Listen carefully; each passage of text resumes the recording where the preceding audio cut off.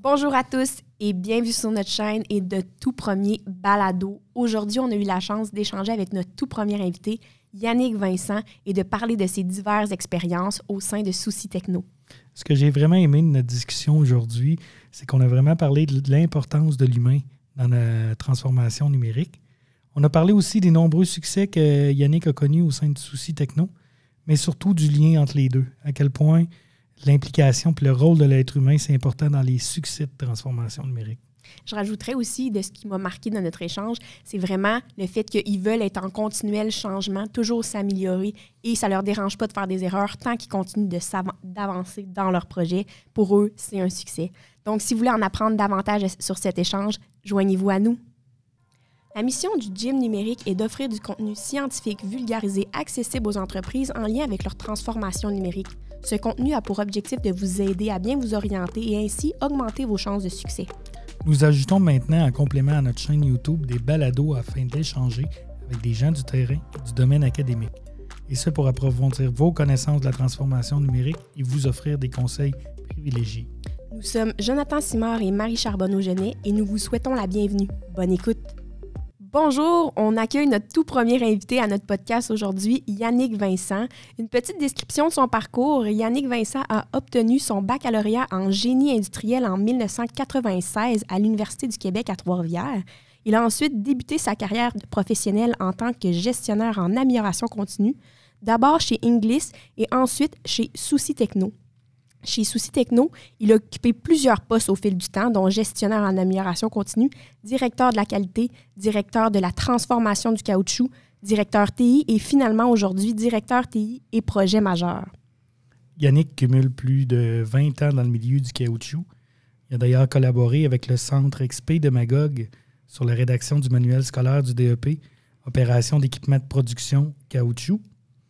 Au niveau de la transformation numérique, c'est l'instigateur et le principal gestionnaire de projets portant sur la réflexion et l'implantation de la structure numérique chez Souci Techno. Donc, bienvenue parmi nous, Yannick. Merci. Bon après-midi. On est très heureux de te recevoir comme tout premier invité. Puis, j'aimerais ça te poser une première question. Quel a été ton réflexe quand on t'a approché à venir participer à notre podcast? Oh non, parler en public. Mais je suis pas trop inquiète de comment ça va se dérouler.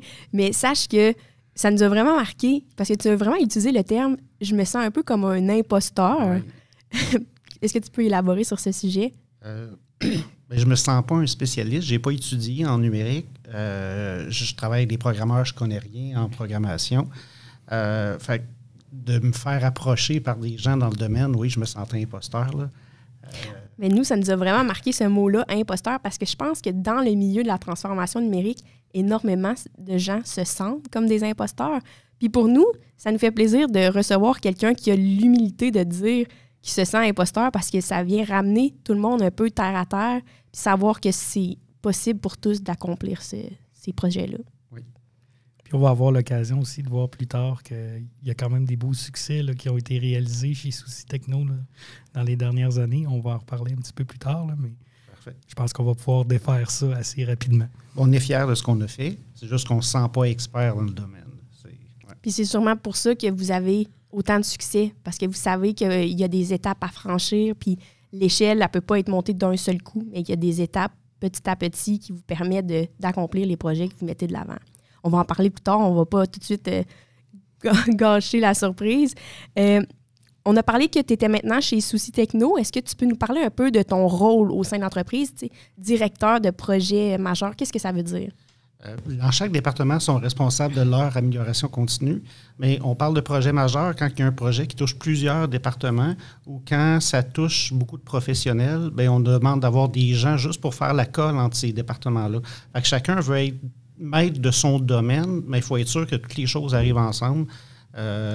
Exemple, la maintenance, vont dessiner les machines, vont venir la mettre en place, mais ils ne penseront pas à avertir la production qu'entre telle heure et telle heure, il faut qu'ils se préparent puis ils vont être dans les jambes.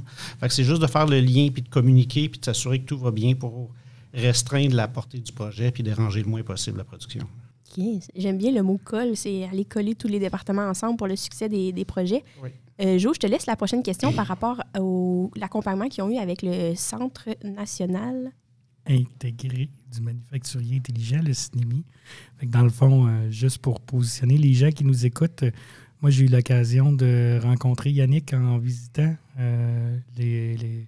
l'usine de Souci Techno à Sherbrooke. Et dans le cadre d'un accompagnement qui a été demandé par Souci Techno.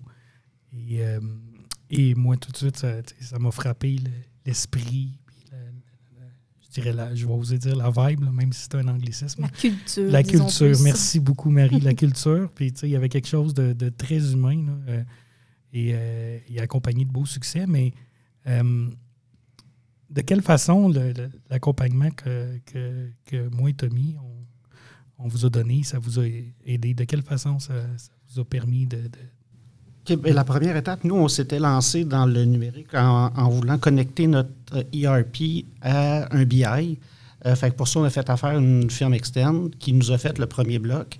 Ça a vraiment bien été, mais on n'a pas appris assez vite comment ça fonctionne. Fait que ce qu'on voulait, c'est avoir des gens qui venaient nous influencer puis nous dire les prochaines étapes, quelle sorte de gens ça prend pour embaucher. Fait que nous, on voulait embaucher quelqu'un à l'interne pour nous aider.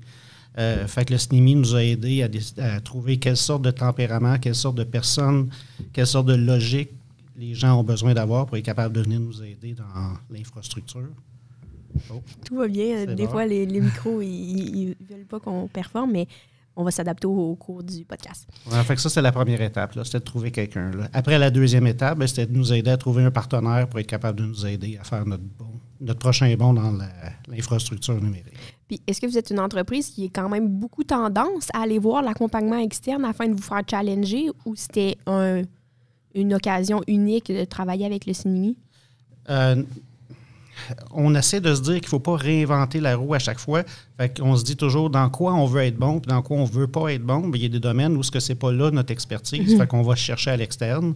Puis il y a d'autres domaines où ce que ça se fait pas à l'externe. Fait que là, on décide de le faire à l'intérieur. Fait que ce qui existe déjà, souvent, on essaie d'aller chercher des partenaires à l'externe. Génial. C'est quand même un bon réflexe pour les entreprises de savoir où sont leurs forces et où sont leurs faiblesses, puis d'aller se faire accompagner.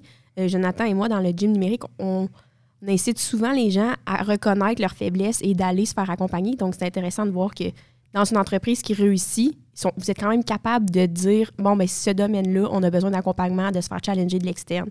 C'est vraiment un bon point pour toute entreprise qui nous écoute. C'est quand même intéressant de pouvoir faire affaire avec l'externe dans des moments critiques. Un petit résumé, finalement, Souci Techno, vous êtes bon pour faire du caoutchouc, vous vous concentrez sur le caoutchouc, puis quand c'est autre chose, bien, on ne se gêne pas pour aller collaborer avec des gens à l'extérieur. Exactement. Avant de tomber à plus les projets que vous avez faits au sein de votre entreprise en transformation numérique, je voulais te poser une question. Pour toi, la vision du 4.0, donc la vision de la transformation numérique, c'est quoi? Comment tu définirais ça, le 4.0?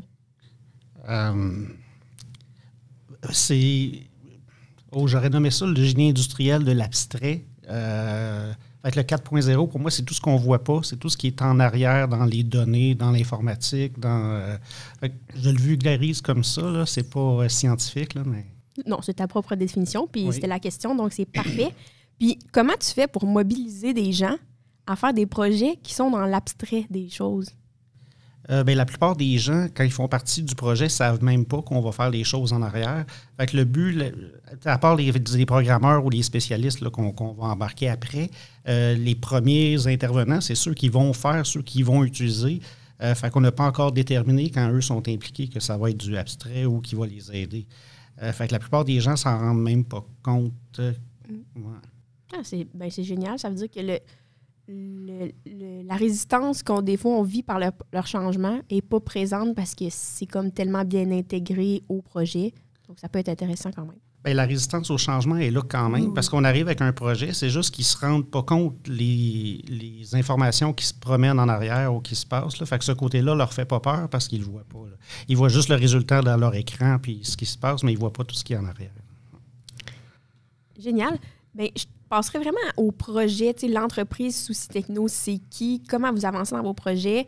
On avait parlé lors de notre préparation que vous aviez fait un plan numérique, mais que maintenant, au quotidien, c'était une toute autre approche. Est-ce que tu peux nous faire un peu un résumé de c'est quoi la méthode que vous avez utilisée pour entamer votre transformation numérique? Oui, dans le tout début, la transformation numérique, c'est une affaire de tout le groupe. Là, on est beaucoup d'entreprises dans le groupe.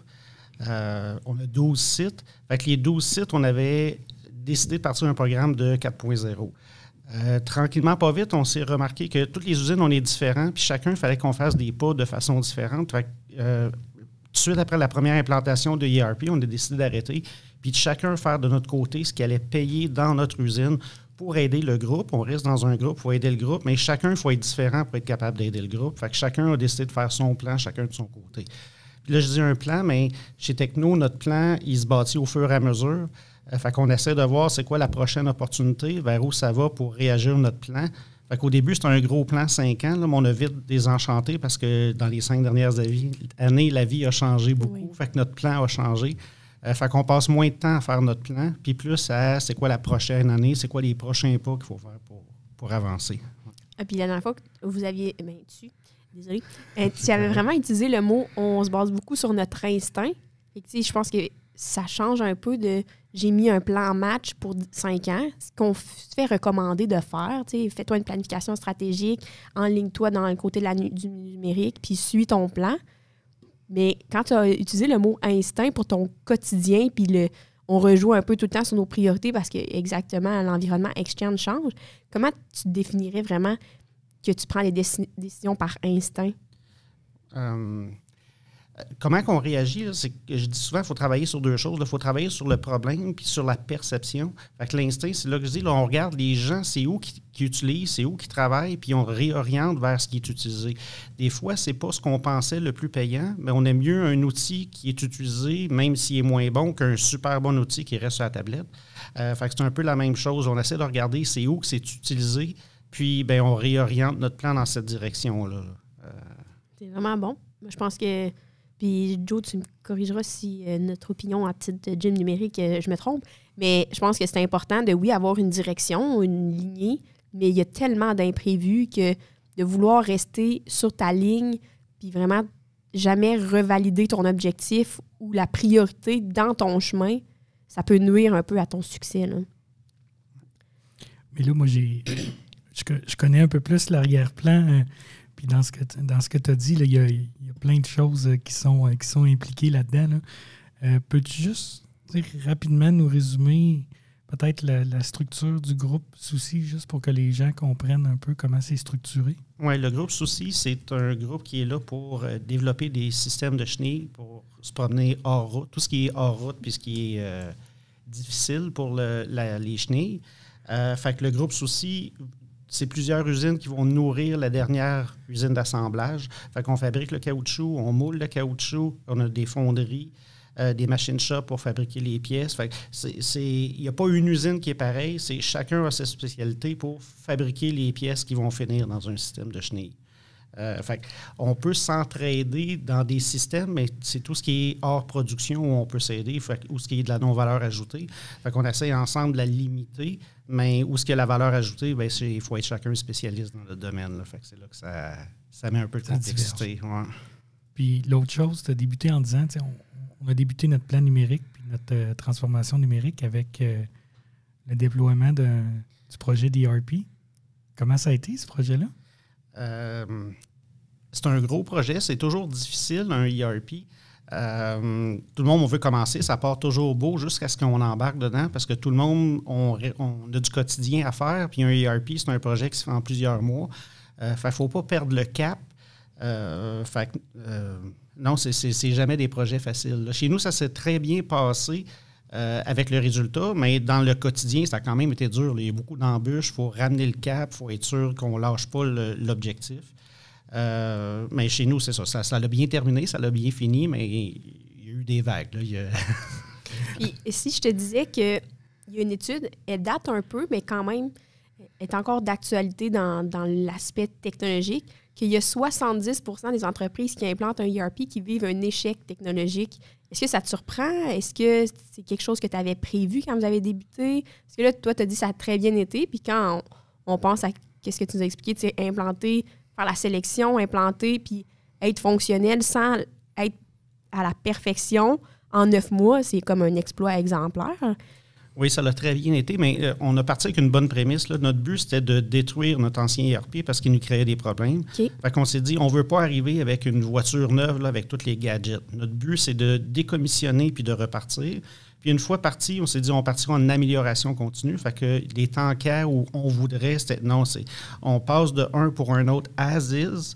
Puis une fois que c'est fini, après, on prendra les années qu'on veut pour améliorer. Puis c'est le meilleur coup qu'on n'a pas pu faire. Là. Okay.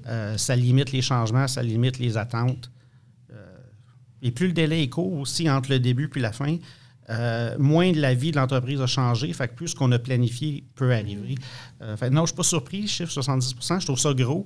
Mais plus c'est long, pire c'est. Fait que j'ai pas de misère à le croire.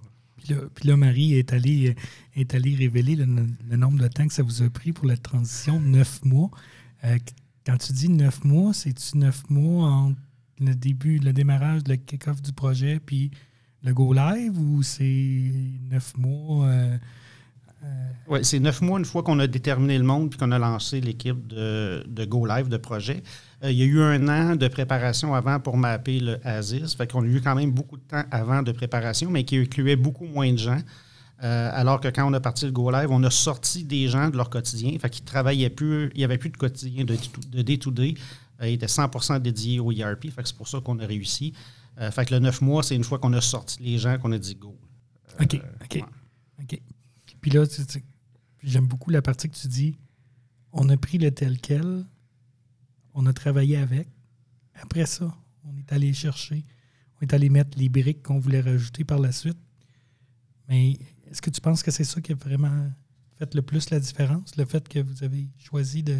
Oui, je pense que ce qui a fait la différence, c'est qu'on l'a pris le plus petit possible, puis on s'est dépêché à le livrer avant que l'entreprise ait trop changé. Je pense que ça, c'est le gros gain qu'on a réussi à faire. Là. On a aussi choisi un ERP qui se met à jour à chaque année, fait qu'on n'a pas besoin de refaire un projet pour le remettre à jour. C'était dans nos... On ne veut pas être bon là-dedans, fait qu'on se dit on le fait une fois puis c'est fini.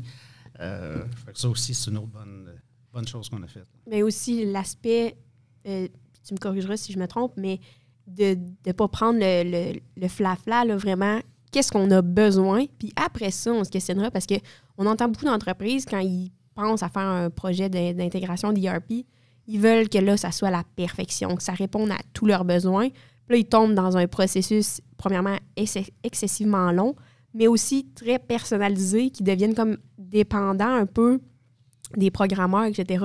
Puis c'est comme une roue sans fin. Fait que ça aussi, ça devait comme faciliter votre succès, là, de dire, regarde, on va avec la base, on est capable de faire ça, puis on peaufinera à travers les années selon nos besoins. Puis tu l'as bien mentionné, on l'a fait sur une courte période de temps. Fait que l'entreprise n'avait pas tant changé, mais à travers les années, l'entreprise va changer. Fait qu'en se donnant la flexibilité de pouvoir ajuster dans le futur, j'imagine que ça peut être quand même avantageux de le faire de cette façon-là. Là. Oui, mais ça prend une direction qui y pense. Là. Fait que nous, la tête dirigeante avait décidé que... Parce que tout le monde veut, quand il rentre dans le projet, changer des petites choses. Mais c'est important que ça soit communiqué aux autres directeurs, qu'eux l'en parlent à leur équipe pour pas que les attentes soient là, parce que sinon, c'est vite qu'on tombe dans le custom ou dans le... Oui, dans le personnalisé. Oui. Bien, on va prendre une petite pause, puis on vous revient avec d'autres projets. Ce balado est présenté par le Centre national intégré du manufacturier intelligent qui vous souhaite une bonne écoute. Donc, c'est vraiment plaisant d'avoir des histoires de succès. Donc, on revient avec Yannick de Souci Techno. Là. Justement, on s'était laissé juste avant avec le succès de leur déploiement du ERP. Et là, on voudrait aller aussi à qu'est-ce qui a pu favoriser que ça fonctionne bien, mais vraiment autour. Et si tu es à l'aise avec ça, je serais curieux de savoir c'est quoi les valeurs de Souci? Est-ce que tu es à l'aise avec ça? Oh, oui. Avant de commencer, là, les valeurs, là, pour nous, c'est comme une base qui n'est pas négociable. Là. Fait que si tu embarques, il faut que ça fitte avec toi. Puis sinon, c'est pas grave. Ça ne veut pas dire que d'autres valeurs ne sont pas bonnes, mais il faut aller ailleurs. C'est comme un mariage. Il n'y a personne de parfait, mais est-ce que ça va bien ou pas ensemble? Mais si oui. Fait que nos valeurs, on a le cœur à l'ouvrage. Fait que quand on est au travail, on est 100% là. Puis après ça, on décroche. On est capable de faire nos choses familiales. On avance ensemble. Fait qu'on est un groupe de plusieurs usines différentes, mais on a tous le même objectif final. Fait qu'il faut s'aider pour ça. On n'a pas peur de se tromper. Puis ça, c'est le bout important là, chez Souci. Il faut essayer beaucoup de choses pour innover. On veut innover, on veut sortir des sentiers battus. Fait que pour ça, il faut accepter de se tromper. C'est juste qu'il faut apprendre. Fait qu'on n'encourage pas les gens de se tromper, mais c'est plus l'inverse. Une fois qu'on encourage, prends des notes, apprends, puis c'est ça qui va t'aider à avancer vers d'autres choses. Puis on est nous, on est humain. On a chacun notre personnalité, mais c'est quoi que nous, on peut apporter dans le groupe ou c'est quoi que nous, on peut apporter comme individu dans l'entreprise qu'on est. Fait qu'il ne faut pas se dénaturer. Fait qu'on est bon dans quelque chose, il faut le garder, puis le reste, on va voir ailleurs pour nous aider. Je t'entends parler des valeurs, puis ils sont quand même un peu hors du commun. Tu sais, quand tu vas sur les sites Internet de différentes entreprises, il y a le respect, il y a l'innovation et autres classiques là, de valeurs d'entreprise. Puis souvent, quand tu rentres dans l'entreprise, c'est pas très représenté. Ça ne te saute pas d'en face. Mais tu as commencé en disant, pour nous, c'est un mariage. Il faut que ça fonctionne. Mais après ça, tu nous nommes des valeurs qui sont tellement pas communes. Comment ça se perçoit au quotidien, ces valeurs-là, chez Souci Techno ou Souci en général? C'est pas quelque chose qu'on parle beaucoup, c'est quelque chose qu'on vit. Fait que les valeurs qui ont été écrites avec l'entreprise, ce qu'elle est. On n'a pas besoin d'échanger, mais les gens qui ne vivent pas ces valeurs-là, ils ne restent pas, ils ne sont pas bien, ils ne sont pas à l'aise. Pour nous, le respect, là, c'est un code de vie. Fait que c'est des choses, c'est un minimum, mais ce n'est pas des valeurs, ce n'est pas ce qui va orienter nos décisions. Non, c'est ça, mais c'est plus, je pense, pour créer une culture saine au sein de l'entreprise où que tout le monde a sa propre voix. Oui, dans une direction commune, parce que vous êtes là dans le but d'atteindre un projet commun, un produit commun, disons plus, mais quand même, c'est tellement... En tout cas, c'est frappant à quel point que c'est pas des valeurs que tu t'attends à associer à une entreprise, mais qui doivent sûrement avoir un impact super positif sur le climat de travail que vous avez au sein de votre entreprise. Oui, on est une entreprise familiale, fait qu'on est un petit joueur sur la planète, fait qu'il faut voir c'est quoi qui nous différencie des autres, fait que c'est sûr qu'on ne peut pas avoir les mêmes valeurs que tout le monde, on va se faire manger, là, fait que on a pris ce qui nous distingue, puis on fonce à fond dans cette direction-là. C'est génial. Puis, est-ce que tu penses que cette culture d'entreprise-là que vous avez réussi à créer est un facteur de succès à vos projets technologiques? Oui, je pense que oui, parce que on n'a pas peur de se tromper, fait qu'on saute, on saute puis on apprend. On est orienté humain, fait qu'on essaie de voir comment les gens l'utilisent. On rechange notre plan en fonction de comment c'est utilisé. Puis notre objectif, c'est d'innover. Fait que c'est pas de faire comme les autres. Fait que ça nous donne la chance puis l'espace d'essayer des choses. Puis... c'est des bijoux, ce que tu viens de dire là. Je trouve ça vraiment... Mais juste peut-être revenir sur ces points-là. Là. Es-tu en train de me dire que tous les projets que vous avez faits, ça n'a pas nécessairement marché du premier coup? Souvent, ça ne fonctionne pas du premier coup. Mais l'objectif aussi, c'est... La façon de vivre les projets change. Fait qu'une fois qu'on le voit comme ça, on essaie de prendre plein de petites bouchées. Fait quand c'est une défaite, c'est pas grave, on réoriente. C'est pas un an de travail qui tombe. Fait qu'on essaie de faire plein de petits avancements. Puis on change de direction au fur et à mesure si on voit que ça marche ou que ça marche pas. Puis c'est pas grave. Là, ça nous aide juste à peaufiner notre dessin ou notre vue sur le futur au fur et à mesure qu'on a des nouvelles données. Parce que là, tu es en train de nous donner la recette. Là. C'est, dans le fond, c'est de faire des petites étapes à la fois. Puis en découpant vos projets en petits morceaux, vous êtes capable après ça d'avoir la flexibilité puis l'agilité de vous ajuster en cours de projet. Oui, bien, on divise les choses en deux. Il faut faire de l'amélioration continue, puis il faut faire de l'innovation, mais on essaie de développer notre innovation en pensant à amélioration continue. Fait que l'objectif, c'est une fois qu'on l'a livré, il faut qu'il soit capable de s'améliorer tout seul puis d'être périn dans le temps.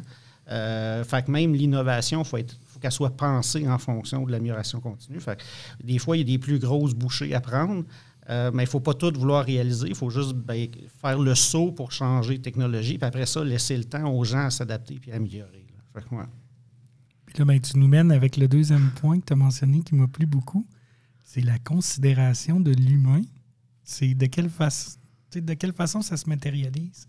De quelle façon vous avez pris en considération justement les employés, les collègues, les utilisateurs finaux, là, en quelque sorte?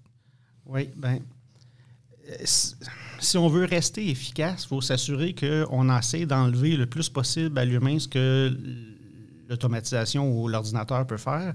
Mais le but, c'est que l'humain ne s'en rende pas compte, parce qu'il y a déjà assez de choses à gérer. On utilise un humain parce qu'il est capable de réagir vite, il se rend compte de des choses qu'on ne peut pas donner à l'ordinateur. Il ne faut pas après lui demander de lui nourrir l'ordinateur. La meilleure façon que les systèmes fonctionnent bien dans le temps, c'est que les gens ne s'en rendent pas compte. La meilleure façon de réaliser ça, c'est de les regarder, de les écouter, pour que ça devienne... Personne ne nous a expliqué qu'on a acheté une voiture, que quand l'essence, ça tombe, la lumière jaune allume, puis il faut que tu ailles mettre de l'essence. C'est pensé pour qu'on devine ce que ça veut dire. Il faut faire la même chose dans une usine. La seule façon de le faire, c'est d'écouter et de voir les gens travailler. Ça nous prend des gens qui sont proches du plancher. Ouais.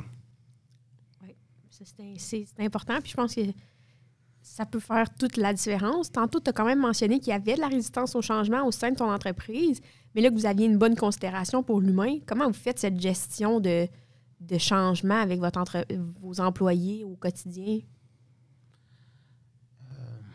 Je ne sais pas si je l'ai déjà dit, celle-là, mais on a une phrase qu'on dit entre nous autres, là, un con qui marche ira toujours plus loin qu'un intellectuel assis. C'est formidable. C'est exactement ça. Oui, il faut aller sur le plancher, il faut marcher, il faut aller voir ce qui se passe. C'est correct d'avoir des beaux concepts, de penser à des choses assis dans notre bureau, mais il faut prendre le temps d'aller marcher puis d'aller voir. Puis il n'y a pas une fois où on ne va pas marcher, où on ne se fait pas accrocher par quelqu'un pour jaser. Ça l'aide à la résistance au changement. Là, quand ils nous voient, ce n'est pas toujours parce qu'on arrive avec un changement.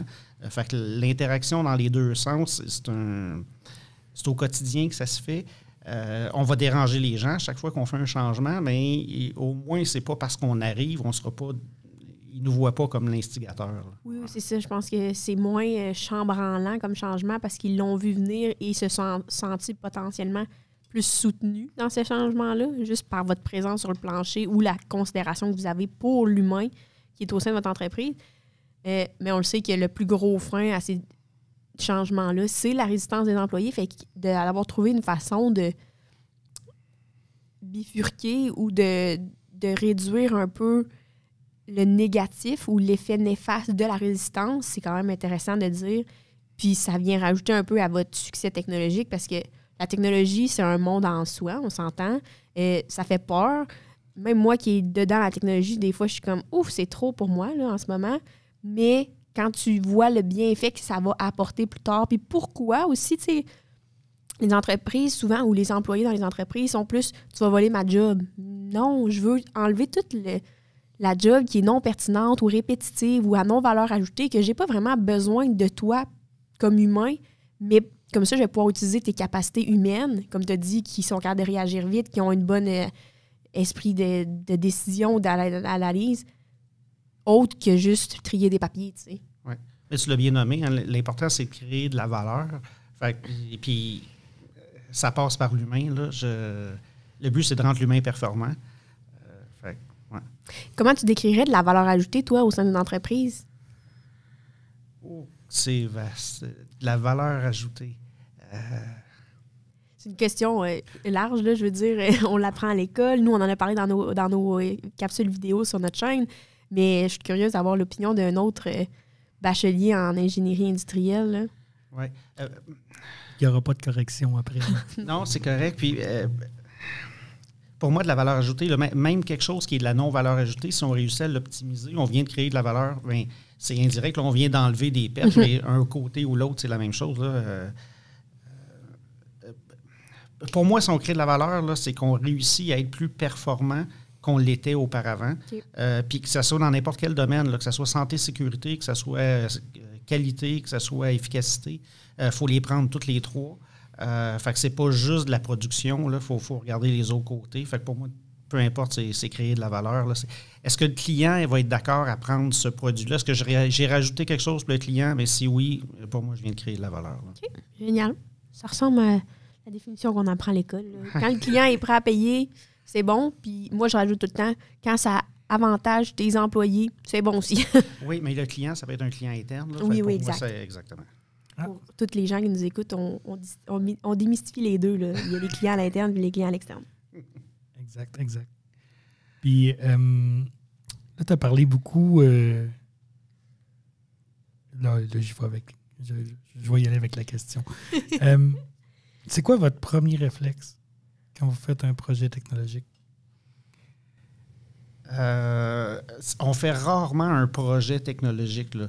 La technologie va venir comme réponse à un besoin, mais le point de départ n'est jamais la technologie. Là, fait que c'est rare qu'on ait des projets technologiques. Mais mettons que je reformule la question de Jonathan. Sans que ça soit le projet en soi là, de devenir numérique, comme on l'a déjà mentionné, c'est un processus, puis l'action de la technologie peut être un outil dans le processus.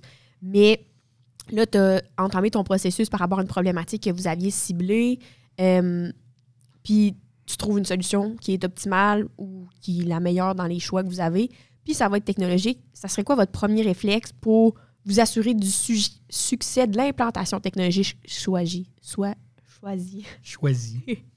On l'essaye. OK. Oui. Au début, on se fait toujours là, des coûts-bénéfices ou ça nous aide à partir, savoir si oui ou non ça peut être un outil utilisé pour nous aider ou pas. Mais il n'y a rien comme y toucher puis l'essayer là, pour être capable de voir si on s'en va dans la bonne direction ou pas. Même si c'est un échec, c'est pas grave, on va apprendre de ça puis on va voir s'il y a du potentiel. Fait que c'est essayer le plus rapidement possible. Mais je pense que si je reformule un peu tout ça, c'est que dans le gym numérique, on parle souvent qu'il y a des préalables à mettre en place avant d'intégrer de la technologie. Mais vu qu'on remonte un peu avec les discussions qu'on a déjà eues, vous avez déjà une bonne culture d'entreprise, vous êtes déjà près de l'humain. Avec des réflexes qui pourraient être standards, de dire on rentre un nouveau projet, je vais aller voir sur le terrain comment ça se passe, qui va avoir de la résistance, comment je peux réduire un peu l'impact de la résistance au changement. Mais vous, c'est du quotidien, d'aller sur le plancher, etc. Fait que je pense que c'est ça qu'on cherchait un peu comme, pas comme réponse parce qu'il n'y a pas de bonne réponse, mais de savoir c'est quoi vos premiers réflexes quand on parle technologie, parce que vu que c'est une grosse bébête en soi, des fois c'est effrayant, etc. Mais je pense que vu que votre structure de base de culture d'entreprise est tellement présente que vous n'avez pas besoin de vous dire « OK, il faut que j'aille préparer le terrain ». Non, mais vous pouvez vous lancer, tu sais. Oui, puis une bonne façon de bien préparer le terrain, c'est de jamais arrêter. Il ne faut pas pousser les gens à bout pour pas qu'ils tombent en burn-out, mais il ne faut pas non plus arrêter puis revenir. Il ne faut pas que ça soit des vagues, il faut que ça soit continu. Quand on a fini un projet, il faut aller ailleurs pour leur donner le temps de commencer à bien l'utiliser et à l'améliorer. Mais il faut vite revenir puis toujours être dans le même état d'esprit. Ça l'enlève beaucoup de résistance parce qu'ils savent qu'il n'y a pas de fin. Là. Parce que sinon, si on arrête trop longtemps, à chaque fois qu'on revient, c'est comme « Ah bon, ils viennent leur déranger notre vie. Non, ça va être ton quotidien, ça. Fait que c'est... Ouais. Ah, puis tu l'as bien dit tantôt que vous, dès qu'il y a un projet, le but, c'est déjà d'avoir pensé à l'amélioration, que ce projet-là va pouvoir suivre dans le temps puis que ça va être continu. Je pense que votre culture d'amélioration continue est très présente aussi. Fait que ça doit aider votre projet en continu puis le continuum de tous les efforts. Là. Oui, puis ça, on a appris avec le temps. Là, c'est trop se fier sur des gens qui sont vraiment bons, mais que tout repose sur eux. S'ils partent ou s'il se passe quelque chose, on recule. Fait qu'on a mieux avancer moins, avoir moins des Superman, mais de dire « Oh, on a passé le flambeau à plein de gens, fait qu'on sait qu'on ne reculera pas. » On s'est rendu compte qu'à moyen terme, ça va beaucoup plus vite. Là. On fait moins souvent des pas de recul. Là. J'ai déjà entendu une phrase à ce sujet-là, c'est seul on va plus vite, mais ensemble on va plus loin. Oui. Elle me plaît toujours cette phrase-là, puis ça ressemble vraiment à ce que tu viens de dire. Ah, je l'ai. Puis si j'élargis la question par rapport au premier bon réflexe, est-ce que tu aurais en tête des préalables que vous avez mis dans votre entreprise, des préalables, des actions, des bonnes pratiques que tu sais qui agissent sur votre succès d'entreprise? On en a déjà nommé plusieurs là, aujourd'hui. Il faut impliquer les gens, ça c'est une des premières choses. Puis il faut vraiment définir le problème et non, on a beaucoup le réflexe de tout de suite sauter dans les solutions. Mais on s'est donné une structure, mais notre structure, c'est vraiment être sûr qu'on suit un processus. Fait que c'est pas quoi regarder, mais c'est quelle étape faire avant quoi. Puis la première qu'on a le réflexe de vouloir sauter, là, c'est vite aller dans le brainstorm. Mais il faut être certain qu'on a bien défini le problème, sinon on dérape puis on finit beaucoup plus gros qu'on aurait voulu au départ. Là. Mais je pense que c'est une bonne façon d'expliquer les choses. La problématique est la source. L'objectif que cette problématique-là va orienter ton processus, puis ensuite, le processus viendra et les solutions pourront venir ensuite des choses. Trouver les solutions, c'est le bout facile. Là. C'est facile si on n'a pas bien cerné le problème, là, souvent, dans la recherche de solutions. C'est facile de s'égarer puis de vraiment être très, très, très focusé sur la solution. Puis après ça, d'oublier de voir, au final, j'ai-tu vraiment résolu ma problématique initiale, là? Exact. C'est un peu ça qui peut arriver aussi. Là, j'aimerais ça qu'on revienne un peu. Tantôt, on a parlé de votre projet de ERP chez Souci Techno, mais vous avez tout plein d'autres projets. Je voulais savoir un peu, c'est quoi les projets que vous avez au sein? C'est quoi les gains que vous obtenez? C'est quoi les gains que vous cherchez de ces projets-là? Je sais que vous avez beaucoup de projets sous l'amélioration continue, parce que tu l'as déjà mentionné, que ça fait partie vraiment de votre réflexion, de toujours être en continuelle amélioration. Puis vous avez aussi tout le côté de travail plus numérique qui fait partie un peu de la raison pourquoi tu es invité, pas t'es invité, mais de notre discours aujourd'hui avec le gym numérique. Quand tu penses au projet d'amélioration continue que vous avez en place ou vous avez déjà mis en place, lequel te saute le plus aux yeux comme étant des gains tellement importants puis qui ont fait un changement là, présent sur le quotidien des employés? J'en vois deux vite. Là. C'est lié à tout ce qui est le déplacement de la matière. Les gens aiment ça avoir l'attitude de décider puis faire eux-mêmes gérer leur travail. Mais dans une grosse usine où il y a plusieurs équipements, c'est impossible à l'humain d'être capable de toujours faire les choses. Fait on a pris notre ERP puis on a envoyé les tâches au charisme, une tâche à la fois, en calculant peu importe là, des flux tirés, des flux poussés, là, pour que l'algorithme trouve c'est quoi la prochaine tâche qui est la plus importante, la plus urgente. Puis on envoie la tâche au charisme, puis on ne lui donnera pas sa prochaine tâche tant qu'elle n'est pas réussie, la première.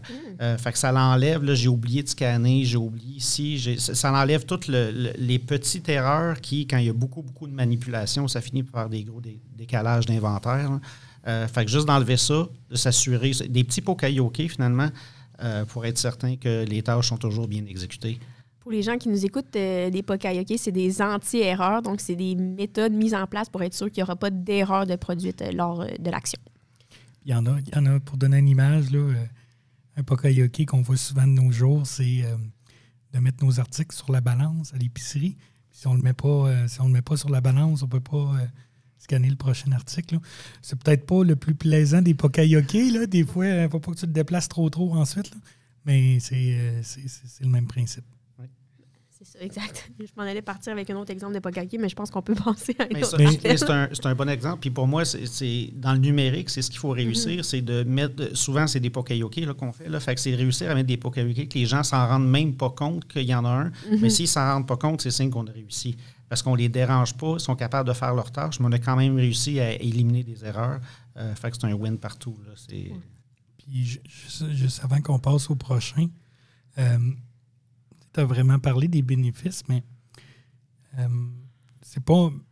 Mettons qu'on parle de ce projet-là, on s'en va dans une conférence, puis là, on dit, on a fait un système qui nous permet d'envoyer les tâches au fur et à mesure aux caristes. C'est pas nécessairement le projet le plus sexy, mais pourquoi vous l'avez choisi, en fait? Comment vous l'avez... Nous, du caoutchouc, c'est périssable. Là. Quand on mélange du caoutchouc et qu'on met les produits chimiques, c'est comme une pâte à gâteau. Fait qu'elle commence à cuire, mais il faut qu'elle cuise, nous, chez le client, quand il la met dans son moule. Il ne faut pas que le caoutchouc commence à cuire avant qu'on l'envoie. Fait que chaque erreur d'inventaire ou chaque palette qu'on cherche, si elle finit par aller à la poubelle, ça nous coûte cher. Fait que c'est dans notre domaine, l'humain ne coûte pas cher versus la matière. Fait que l'important, c'est de trouver comment sauver la matière. Fait que c'est pas sexy, mais 4 5 sauvé de matières premières qu'on ne jette pas, c'est énorme dans une entreprise. Définitivement. Fait que ça, c'était vraiment un projet par rapport à la matière, puis comme tu viens de dire, sauver de la matière première. Donc, il y avait un gain monétaire là-dessus. Ça a dû faciliter aussi la tâche de l'employé. Et ici, tu nous avais nommé aussi qu'il y avait des projets qui avaient eu quand même des bons gains côté en productivité. J'ai ici devant moi là, que vous avez fait de l'optimisation de vos méthodes de travail qui a permis de réduire 6 employés de production. Fait que c'est énorme. Là. Ça veut dire que normalement, il y avait 6 employés de plus pour faire les mêmes tâches. C'est quoi vous avez mis en place pour ce projet-là? Puis comment vous avez réussi à réutiliser ces 6 employés pour faire autre chose de plus à valeur ajoutée, j'imagine? Okay, bien, Souci Techno, on est toujours en croissance, fait qu'on manque de main-d'œuvre. Fait qu'à chaque fois qu'on réussit à réduire de la main-d'œuvre, c'est juste qu'on va en embaucher moins. À part quand il y a des grosses fluctuations, là, ça arrive des fois qu'on est obligé de mettre du monde. Comme toutes les entreprises. En 3 semaines, 1 mois, exact. Oui, c'est ça. Mais qu'on congédie ou qu'on fait des layoffs, là, ça n'arrive pas vraiment. Fait que, ce qu'on a mis en place dans ce temps-là, c'est sur plusieurs machines. Là. Fait que c'est juste d'afficher live en contrôle sur son haut par rapport au standard. Okay. On a mis des poids longueurs, fait qu'ils voient est-ce que ce que je suis en train de produire il est plus lourd ou moins lourd que ma spécification. Mais juste le fait de le mettre dans des charts en temps réel, les humains réagissent tout seuls. Puis les gens veulent bien performer. Fait qu'aussitôt qu'on montre un standard en temps réel, bien, les gens ils se mettent à l'atteindre. On n'a pas besoin de faire de suivi, pas besoin de faire de rencontres. L'humain, il veut être fier, il veut. Fait que c'est juste des petites choses comme ça.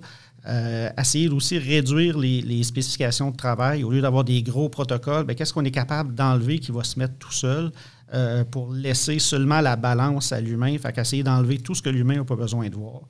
Ça fait qu'il est plus rapide, il est plus performant, puis il fait moins d'erreurs. En faisant moins d'erreurs, bien, il est plus performant. Donc, vous, votre objectif, c'est de... par rapport au fait qu'on s'entend que la pénurie de main-d'œuvre touche un peu toutes les entreprises, vous, c'est de réduire le nombre d'employés que vous avez à embaucher pour produire la même quantité. Tu avais aussi mentionné là, que vous aviez moins de main-d'œuvre que les autres compétiteurs dans le marché. Est-ce que ça vous nuit d'avoir moins de main-d'œuvre? Est-ce que vous êtes aussi performant? Non, quand on a nommé ça, là, on a une section de l'usine qu'on fait du tank lining. Là, c'est comme faire de la tapisserie de caoutchouc. Puis quand on s'est lancé dans le marché, bien, au lieu de faire comme tous les autres faisaient, on a pris un employé de plancher, un chef d'équipe, on s'est assis avec lui pour redessiner la machine. Puis en redessinant la machine, bien, les objectifs, c'était de lever le moins possible. C'est des rouleaux de 600 kilos, c'est quand même lourd, fait que c'est dangereux là, si ça tombe sur quelqu'un. Fait que l'objectif, c'est de voir comment on s'arrange pour ne pas les déplacer, ces rouleaux-là, puis être capable de faire le travail qu'on avait à faire. Fait que juste en dessinant avec l'employé, on a réussi à faire une machine qui utilise 2 main-d'œuvre de moins, puis qui roule un petit peu plus vite que la compétition. Fait que c'est juste le fait de dire, tant qu'à se lancer, au lieu de faire comme tout le monde, on prend un peu de temps, un pas de recul, puis d'aller utiliser les gens de plancher qui l'utilisaient.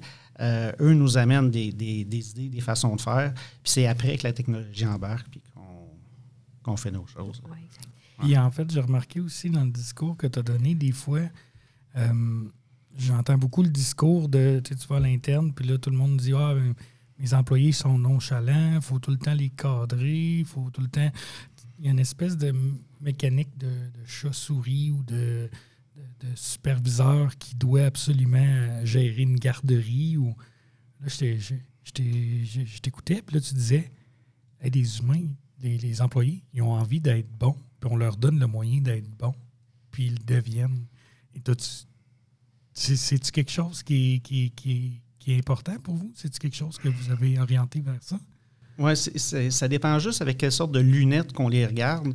Fait qu'on veut toujours plus, on veut toujours la perfection, mais il n'y a pas un humain qui décide de mettre son cerveau dans la boîte à lunch quand il arrive à l'usine. Là, tout le monde, ils font du bénévolat à l'extérieur, ils s'impliquent, fait que ils sont intelligents. Il faut juste leur donner la chance. Puis moi, je pense que c'est juste la paire de lunettes qu'on met. Je pense pas que nos employés sont plus positifs, sont plus performants, sont plus qu'ailleurs, mais on les regarde pas de la même façon, on les écoute pas de la même façon. Fait que c'est sûr que des fois, je me fais revirer de côté là, quand je vais dans l'usine, puis oui, mais on est patient, il sait pas tout ce qu'on fait, il voit pas ce qui... Fait que c'est plus une attitude puis une façon de les regarder. Nos employés sont pas différents d'ailleurs, là, sont aussi performants, mais c'est des humains, là, ils vont réagir eux autres aussi. Là. C'est peut-être plus l'approche que vous avez par rapport aux employés qui diffère de vos compétiteurs. On va prendre une deuxième petite pause afin de respirer, puis on vous revient bientôt. Ce balado est présenté par le Centre national intégré du manufacturier intelligent et vous souhaite une bonne écoute. Donc, on est de retour et je voudrais juste revenir sur ce qu'on parlait avant notre petite pause. On parlait justement de la perception des employés, des gens, des opérateurs. Et je vais me permettre d'aller vers une petite anecdote de quand j'ai fait la visite avec Yannick de Souci Techno. Puis après ça, je vais te laisser expliquer là, tout ce qui était en arrière de ce que moi et Tommy, on a perçu lors de la visite. On était en train justement de marcher dans l'usine. Et là, on a croisé, il y avait un opérateur qui était assis à son poste de travail, puis il est en train de relaxer tout simplement. Pas nécessairement en pause, Puis, tu sais, son poste de travail était en ordre. Là. Il n'y avait rien de particulier. Puis là, ben, Yannick était avec nous, il passe à côté, puis il lève la main. Il dit, salut, ça va? Il dit, ouais, ça va, Yann, bye. Puis là, Yannick, il nous regarde, puis il nous dit, hey, ça, j'aime ça. Ça, j'aime ça, voir ça. Quand il est comme ça, ça veut dire que ça va bien. Puis là, nous autres, ça nous avait comme frappé parce qu'on est habitués de voir des gens, tu sais, il y en a un qui fait rien, je vais aller le voir, là, c'est sûr qu'il y a de quoi à faire, là, ça marche pas. Là, de dire, hey, c'est finalement quand il est calme, quand il n'est pas nécessairement sous tension, ça veut dire que ça va bien. Fait que je ne sais pas si tu veux tout nous expliquer ce qui se cache derrière tout ça. Bien, dans une industrie où c'est les machines, nous, qui donnent le rythme, là, ça, c'était une machine qui a un employé. Fait que l'employé, s'il est assis, c'est peut-être la machine à roule. Fait que si la machine à roule, c'est correct, on fait de l'argent, tout va bien. Si tout est propre, si tout est clean, le but, c'est pas... Les gens, il ne faut pas qu'ils viennent faire du temps. Ils sont là pour s'assurer que la machine n'arrête pas puis qu'on est conforme. 100% des produits sont conformes. Fait que si ça, c'est réalisé, son prochain setup est prêt, bien, Colin, ça ne donne rien de lui donner des tâches pour lui donner des tâches. Là. C'est toujours un équilibre entre les deux. Là. Oui, il faut sauver, mais de l'autre côté, si on donne trop et qu'il est plus concentré pour quand il va avoir besoin d'être concentré au bon moment, bien, on a perdu plus que ce qu'on a gagné. Fait que d'aller chercher les miettes, des fois, non. Fait que faut faire attention, là, le nombre de fois qu'on réagit. Il faut réagir quand ça va pas bien pour être sûr que ça réagit. Puis quand ça va bien, bien, c'est correct qu'on fait signe, puis on encourage ça. Là. Ouais. C'est quand même une philosophie qui n'est pas commune parce que, tu sais, souvent, les entreprises, ils ont l'impression que si leur employé n'est pas physiquement en train de travailler, puis c'est sûr que dans le monde où l'employé opère une machine, c'est différent, mais quand même, la mentalité de mon employé est assis, il ne travaille pas, il y a quelque chose que je peux lui faire est quand même commune. Fait que c'est intéressant de voir que de votre côté, vous, c'est si mon employé est de même, je fais de l'argent, puis tout va bien. Oui, bien, ça dépend des machines, mais on essaie d'avoir le concept des points critiques. Est-ce que mes points critiques sont en contrôle? Oui, puis chaque machine n'a pas les mêmes points critiques. Fait qu'il y a des endroits où c'est pas grave. Il y a d'autres endroits où ce qui donne le rythme, c'est l'humain. Bien là, on s'attend à ce qu'il suive le rythme. Mais les endroits où c'est la machine, bien, est-ce qu'il contrôle ses points critiques? Oui, bien, c'est parfait. C'est ça son mandat à l'humain. Là. Fait que ça... Ouais. Ah, c'est génial. C'est vraiment une belle philosophie, une belle approche. Puis, question comme ça, y a-tu un rôle de certains projets ou de la technologie qui a fait en sorte que ça se passe comme ça, mettons, à cette station-là spécifique? Bien, cette station-là, lui, il voit ses graphiques en temps réel. Là. Fait, il y a 3 graphiques. Là. Il y a un qualité, 2 efficacité. Fait qu'on voit s'il est au standard. Fait qu'il roule au standard, on est correct. On voit que ses rouleaux sont à l'intérieur des chartes de contrôle. Fait que c'est parfait, sa qualité est bonne. Puis on voit son 8 heures. Fait qu'on voit si ses setups ont bien été ou pas. Fait que sur cette machine-là, le fait d'avoir mis des choses en temps réel, c'est là qu'on a dit l'humain, il veut bien paraître, il veut bien performer. Fait qu'on n'a presque plus rien à faire. Là, on a juste à regarder si les points critiques sont corrects. Puis si oui, bien, on laisse aller l'employé. Là, il est en contrôle. Là. Ouais. Fait, la technologie, là, on ne la voit plus. Est en arrière, mais c'est ce qui affiche en temps réel, c'est les graphiques. Là, mais le reste, les employés ne le voient pas, mais ils s'en servent quand même. Là. Fait que OK. Fait que finalement, il n'était pas nécessairement actif, mais il était en train de... Il était à sa tâche parce qu'il voyait ce qui se passait puis il était prêt à réagir en quelque sorte. Là. Exactement. Good. Excusez, je suis sûre que tu allais continuer. Là, on a parlé beaucoup de comment votre culture vous aide dans vos projets. On a aussi parlé de l'impact de votre culture d'amélioration continue sur des projets dont on vient d'avoir un exemple, là, donner les outils à l'employé pour être sûr qu'il est le plus performant puis que la machine fonctionne à sa pleine capacité dans la qualité, etc. Est-ce qu'il y a d'autres projets qui méritent d'être pas adressés comme étant quelque chose de négatif, mais adressés pour démontrer aux gens qu'un projet du plus banal peut avoir une grande effet sur les employés, sur votre productivité, sur votre chiffre d'affaires, peu importe. Est-ce qu'il y a des projets là, que quand tu penses à Souci Techno, tu te dis ce projet-là, là, c'est une fierté parce que ça nous a apporté tel et tel gain? Je n'aurais peut-être pas un projet, mais je nommais une philosophie. Là, je m'occupe du département d'informatique, là, fait qu'on a des programmeurs. Par défaut, on dirait que c'est comme un jouet, eux, fait qu'ils veulent programmer. Fait que la journée où ce qu'on leur a dit, non, on va commencer à acheter des logiciels qui font déjà le travail. Puis votre rôle de programmeur, vous, chez Sustechno, c'est de trouver comment on fait la différence que la compétition ne feront pas. Fait qu'on ne veut pas réinventer un logiciel de temps et présence. On ne veut pas réinventer un MRP. On veut pas... Ils aimeraient ça, faire ça, eux autres, c'est des beaux projets. Fait qu'au début, quand on a amené le concept de non, là c'était de la démotivation, puis on ne fera plus rien. Mais non, le numérique amène tellement de choses. On veut pas retaper les données dans les 8 systèmes. Fait que leur rôle à eux, ça va être d'être sûr que les systèmes se parlent. Leur rôle à eux, ça va être de nous aider à mettre des pokayoke dans les systèmes pour que d'un à l'autre, l'humain ne puisse plus faire d'erreurs. Fait que au départ, c'est difficile pour eux, là, parce qu'eux, ce qu'ils veulent, c'est programmer.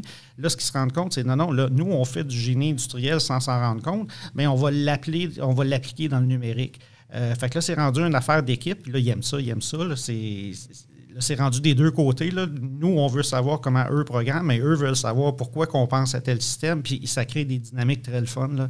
Fait que c'est plus le changement de culture qui a eu lieu, que je trouve qui nous a payé chez nous, qu'un projet en tant que tel. C'est plus la philosophie des projets. Que tous les écrans se ressemblent pour sauver du temps de formation. Fait que l'humain s'en rend plus compte qu'il est déjà formé à la machine. Fait que là, les programmeurs, c'est rendu qu'ils nous en parlent pour dire, là, ça devrait être quoi le prochain qu'on essaie de faire puis de standardiser pour... fait que ça devient un jeu pour eux. Fait qu'il faut les sortir de ça, qu'ils comprennent notre usine, fait aller marcher avec nous sur le plancher. Fait que pour moi, c'est ça notre plus gros succès. Là. C'est pas un projet comme tel, mais c'est de changer la philosophie du département, de dire il faut être plus qu'un programmeur, il faut être plus qu'un technicien informatique. Là. On est là dans une usine, donc il faut mettre notre rôle au service de l'usine, puis... Je pense que c'est ça le plus beau projet qu'on a fait dans les 4 dernières années. C'est vraiment un très beau projet, surtout de réussir à sensibiliser les gens à ce que leur nouveau travail ou leur nouvelle façon de programmer va avoir un impact. Puis qu'eux aussi ils se fassent à l'idée puis que ça les remotive. Parce que tu as utilisé le terme, ils étaient démotivés au début parce qu'ils ne comprenaient pas trop pourquoi ils ne peuvent pas créer des nouveaux systèmes, etc. Mais d'avoir fait tout ce processus-là, puis là, ça me fait rappeler que la première fois qu'on s'est rencontrés, tu as dit, tu sais, moi, là, je suis là pour apporter de la structure puis la philosophie qu'on a dans l'entreprise. Puis là, tu viens de réutiliser ce terme-là, là, la philosophie. C'est quoi pour toi, là, la philosophie que vous avez en entreprise? Puis c'est quoi ton rôle dans cette philosophie-là, toi?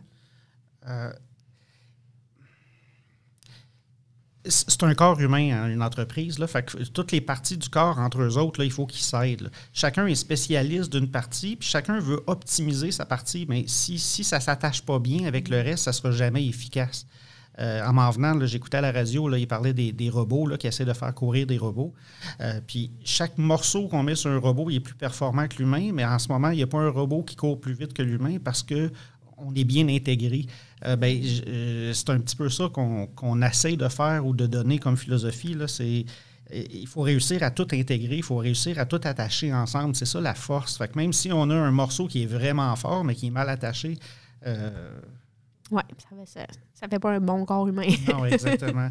Fait que c'est le bout qu'on essaie de rentrer un peu partout, de dire...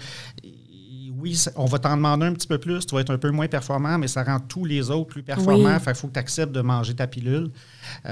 Mais que je reviens, quand on marche, quand on voit le pourquoi, quand on sort de notre bureau, c'est beaucoup plus facile.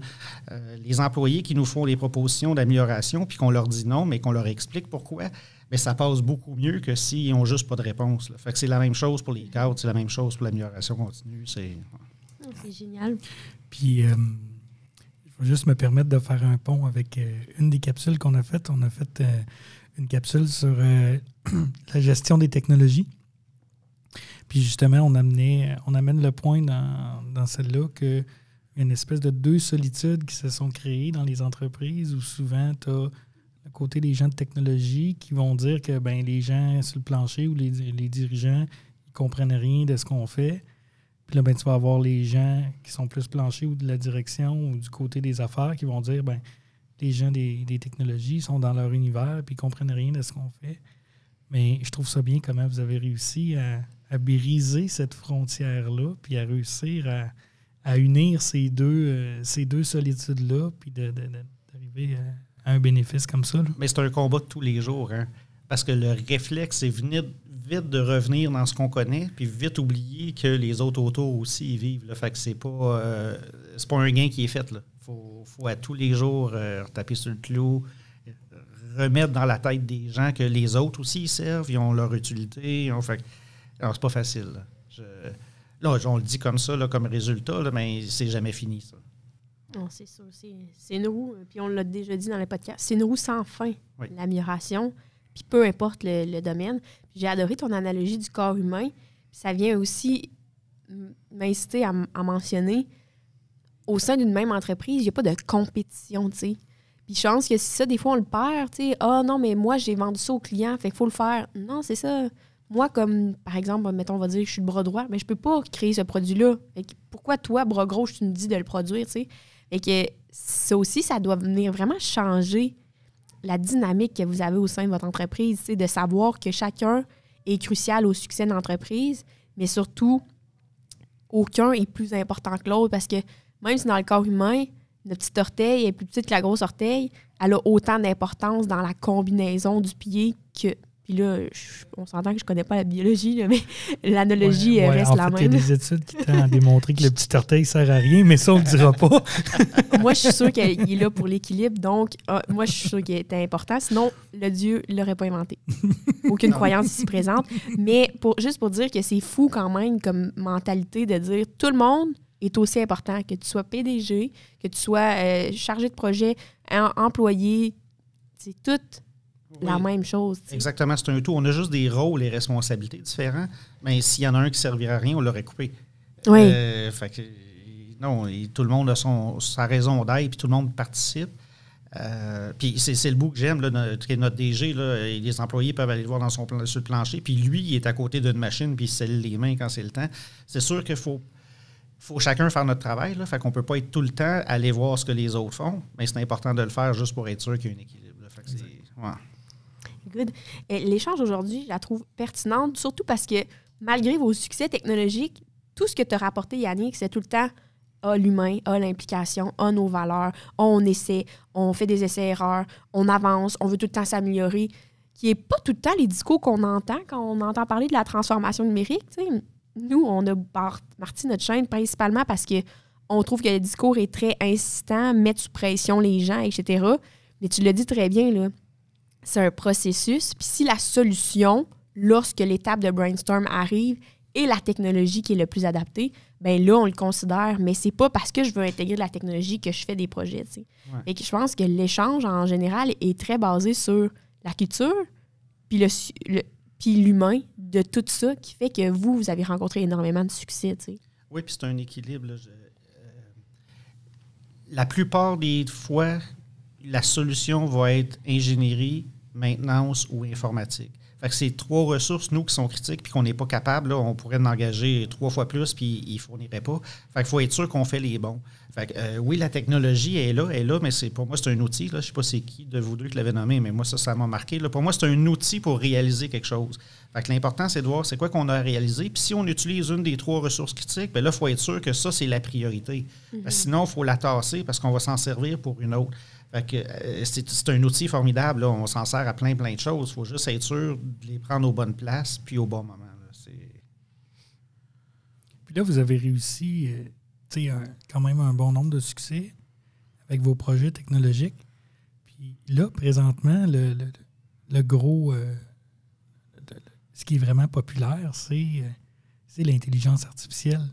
Mais pour obtenir le niveau de gain que vous avez obtenu, est-ce que vous êtes déjà à l'intelligence artificielle? Non, puis on n'a pas commencé à regarder, on ne se sent pas prêt. Nous, on pense que la première étape, c'est d'accumuler des données.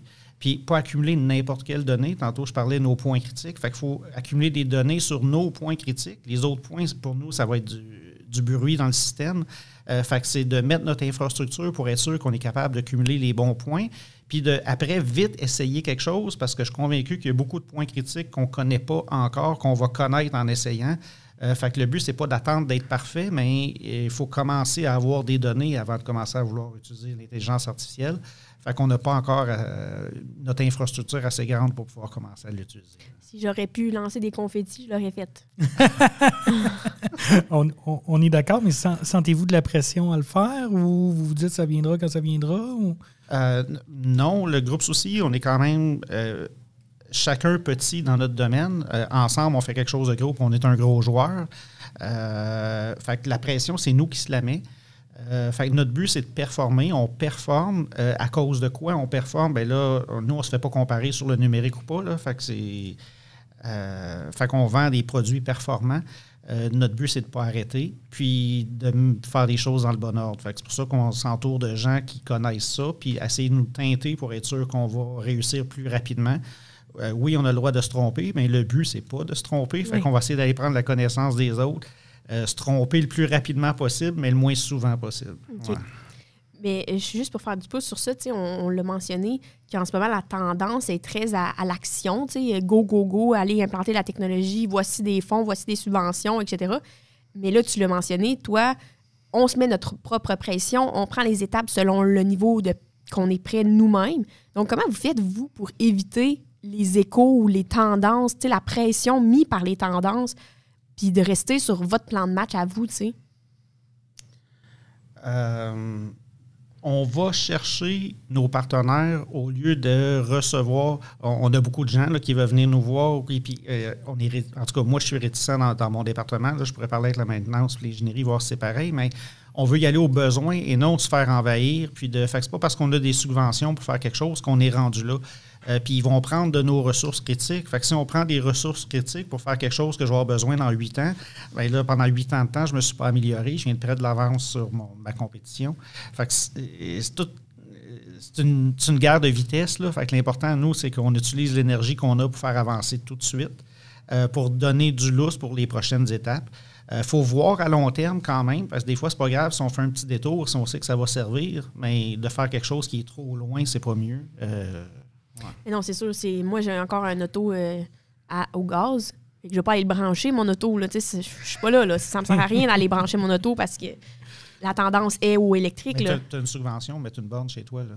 Oui, puis je devrais la prendre puis attendre qu'un jour. Fait que, tu sais, honnêtement, c'est excellent ce que tu dis parce que puis moi puis Jonathan, dans notre série de capsules, là, on le répète. Allez à votre rythme. Assurez-vous que vous êtes prêts pour la prochaine étape. Puis, tu l'as mentionné, là, l'intelligence artificielle, nous, on n'est pas là. On est rendu à prendre nos données. Puis on a une capsule sur ça, l'accessibilité aux données. Puis on mentionne aussi, bien, tu ne veux pas des données pour avoir des données, tu veux des données qui sont utiles. Puis tu veux savoir quand est-ce que cette donnée-là est utile pour m'aider à prendre des décisions. Donc, j'adore ton discours qui dit, on va le faire quand nous, on est prêts, puis quand nous, on va voir le gain, et non parce que la tendance ou les subventions me disent de le faire. Tu sais. Exactement. Puis, comme là, nous, on est allé chercher des spécialistes pour nous aider, mais on se dit, nous, on connaît les données qui sont importantes. On ne sait juste pas comment les structurer ou les organiser. Fait que là, avant de les pousser n'importe où, bien là, on va utiliser des gens qui connaissent le numérique, mais il ne faut pas se dénaturer. Là. C'est quand même nous qui vont leur dire lesquelles données qui ont de l'influence dans notre domaine. Après, c'est à eux à nous aider à dire comment on devrait les structurer pour qu'on puisse s'en servir plus tard. Fait que c'est toujours un équilibre entre ce qu'on connaît, ce qu'on ne connaît pas, puis comment on utilise les autres. Ouais. Ah, c'est sûr. Là, on approche un peu la fin du podcast aujourd'hui. J'ai une question à te poser. Là, on a échangé énormément aujourd'hui sur les succès que vous vivez chez Souci Techno, mais je voudrais savoir si tu as quelque chose est-ce qu'il y a quelque chose de particulier que tu aimerais partager aux autres entreprises qui sont à la croisée de chemin, ils commencent à discuter de leur transformation numérique, ils ont commencé, mais ils ne vivent pas les succès espérés. Y a-t-il quelque chose que tu aimerais leur partager pour les aider dans leur démarche? Moi, il y a quelque chose que vous avez dit quand on s'est rencontrés la première fois qui m'avait touché. Là, c'était pour moi, le numérique, c'est un outil. Fait que pour moi, si on veut aller dans le numérique, il faut qu'on ait trouvé sur quel problème on va travailler et non trouver sur quelle solution qu'on veut travailler. Fait que, moi, je pense que c'est important. Il faut y aller pour connaître le potentiel puis pour apprendre. Mais il faut l'apprendre sur quelque chose qui va être utile puis qui va servir. Sinon, ça fait comme une bouteille à la mer, là, puis personne ne va la lire. Là, fait que c'est... Elle va peut-être revenir un jour, mais ça ne sera plus la même entreprise, ça ne sera plus le même environnement externe, puis ça ne servira plus à rien. Exactement. Fait que je pense qu'il faut y toucher parce que ça peut servir pour régler des choses. Fait qu'il faut le connaître, mais je pense que la meilleure façon de le connaître, c'est dans le faisant dans quelque chose qui va être utile. Là. Fait que c'est de trouver où un problème avant même de commencer à trouver la solution. Ouais, faire un état des lieux, puis cibler les problèmes, puis après les prioriser aussi, là, parce que... Puis même si ce n'est pas le problème numéro 1, si c'est le 3e, mais qui nous fait toucher au numérique, mais au moins, on travaille sur un problème. Fait que, c'est une bonne façon d'approcher les choses. C'est très bien dit, très, très bien dit. J'adore. Fait que moi qui étais imposteur, fait que c'est pas si pire. Non. Pas du tout, au contraire. Même. Est-ce que maintenant que le podcast tire à sa fin, te sens-tu encore imposteur? Là, on a parlé beaucoup plus, finalement, de philosophie, d'usine, d'amélioration. Fait que dans ça, je me sens pas imposteur, mais encore dans le numérique, là, je suis pas... Non, mais vous démontrez quand même que par ton approche, ta philosophie, ta culture, l'humain, vous avez des projets technologiques ou numériques qui ont vécu un succès grâce à toutes ces approches-là. Je pense que ça vient toucher la mission du gym numérique qui est aider les entreprises à bien se préparer pour avoir des succès technologiques. Fait que nous-mêmes, dans nos capsules vidéo, on ne parle pas de technologie parce que, comme tu l'as mentionné, c'est un processus, puis ça se peut que l'outil, par rapport à ta problématique ou ton objectif d'affaires, ça soit la technologie. Mais ça ne me sert à rien de te parler de technologie si tu n'es pas rendu là. Puis en ce moment, au Québec, énormément d'entreprises ne sont pas rendues là. Donc, l'échange aujourd'hui est beaucoup plus important que si je t'avais expliqué, si on avait pu parler de A à Z sur l'implantation d'une technologie X. Fait que c'est pour ça que je te disais au début, tu n'es pas imposteur. Puis c'est très humble d'avoir parlé comme ça, mais a posteriori, même, je suis sûre que l'échange va être utile à plusieurs autres entreprises. Là. Oui, clairement. Parce qu'on n'a jamais pensé, nous, qu'on faisait du numérique, puis tranquillement, pas vite, on s'en rend pas compte, puis on a les mains prises dans l'engrenage, mais c'est un bon engrenage, là, c'est le fun, là, mais il faut... Ouais. En fait, là, il n'y aura pas de... Tu as le droit de répondre non à notre prochaine question, mais est-ce que tu avais écouté nos capsules avant de venir au podcast? Non. Non?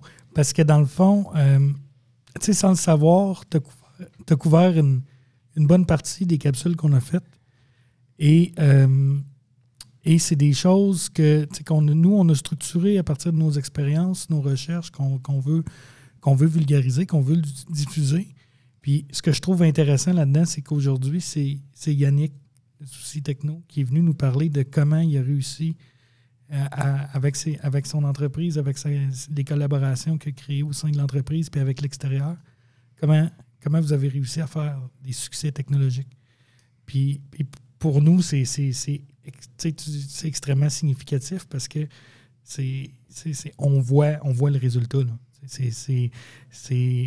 C'est la représentation. Ce que tu viens d'amener comme discours, comme présentation aujourd'hui, c'est bien, voici qu'est-ce que ça donne quand on met les préalables en place. Tu as parlé de l'amélioration continue, tu as parlé de l'implication des employés, toutes les préalables, tout ce qu'on a mis dans une bonne partie de notre structure puis de notre série, bien, tu l'as tout couvert sans nécessairement être influencé parce que tu les as pas nécessairement vus. Fait que, pour nous autres, c'est comme ben, toi, tu dis de ton côté, je me sens pas, je sais pas, jamais j'ai pensé que je serais performant ou qu'on serait performant là-dedans. Mais de notre côté, c'est comme ben, nous autres, le message qu'on amène, ben, c'est voici la recette, là. Voici la recette pour que ça fonctionne. Il n'y a pas de malaise là, du tout. Ouais, puis j'aime la phrase de mon patron. On veut-tu vraiment être bon là-dedans? Fait que c'est quelque chose que... C'est bien dit, ça, c'est bien dit. En tout cas, pour les gens qui nous écoutent, si vous avez apprécié les discours de Yannick, n'hésitez pas à aller écouter notre série Active ta transformation sur notre chaîne YouTube parce qu'on couvre énormément. J'aurais pu vraiment les cocher. Là. Il doit y avoir 6-7 des préalables qu'on a présentés dans notre série de 20 capsules qui ont été mentionnés par Yannick aujourd'hui et qui ont un bienfait dans son entreprise en ce moment. On va clore le podcast avec une dernière question pour toi, Yannick, aujourd'hui. Qu'est-ce qui t'a le plus marqué de notre échange aujourd'hui? Pour moi, on parle de quelque chose d'abstrait, mais finalement, c'est simple et convivial. Là. Fait que on aurait pu parler d'élever un enfant ou élever, puis ça aurait été la même... fait qu'on voit ce qui se passe après. On a une idée de comment on veut le faire. Puis après ça, c'est comment le vivre. Non, j'aimais ça. J'avais peur de parler d'abstrait, de chiffres, puis non, pour moi, vous m'avez ramené le numérique à une histoire simple. On aime ça, les histoires simples. Oui, on aime ça quand c'est simple et que ça donne des succès là, comme vous avez mis en place. Donc, merci de votre écoute aujourd'hui. On vous invite à vous abonner donc à notre nouveau podcast, mais aussi à notre chaîne YouTube, le Gym Numérique. On vous dit à la prochaine, donc à bientôt!